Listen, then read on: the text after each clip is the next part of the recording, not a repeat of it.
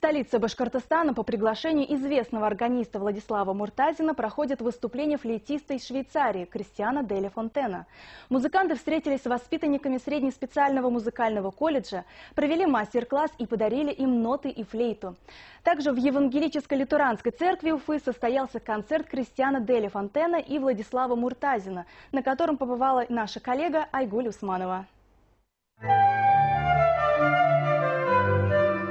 Здесь, под сводами католического храма, пусть и не самого большого, флейта и орган органичны во всех смыслах.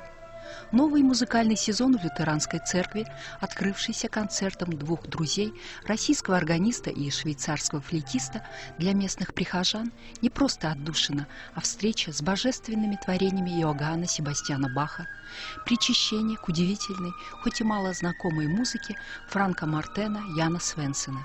Все музыканты, которые приходят сюда, там скрипачи, виолончелисты, они погружаются в эту атмосферу именно настоящего церковного духовного концерта, где нет стульев, где нет понтов, где все сидят на скамейках, да, и главное создать вот общее какое-то состояние, где музыка, музыканты, зрители, распятие. Пасхальные фестивали, рождественские встречи, проводимые Владиславом Муртазиным для Уфимского католического прихода, традиционные.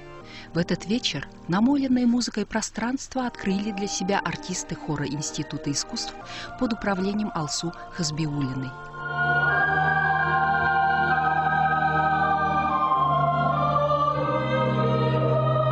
Я вот недавно играл в Москве, Китай-города, я помню, главный лютеранский храм. Ну, там гигантский совершенно собор, там тысячи человек приходят.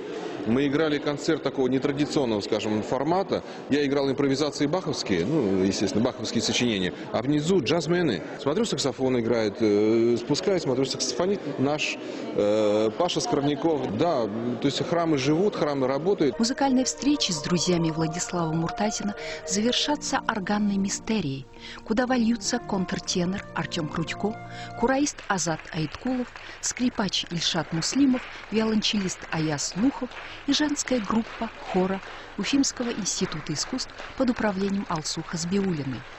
Айгуль Усманова, Римзат Билалов, новости Уфа.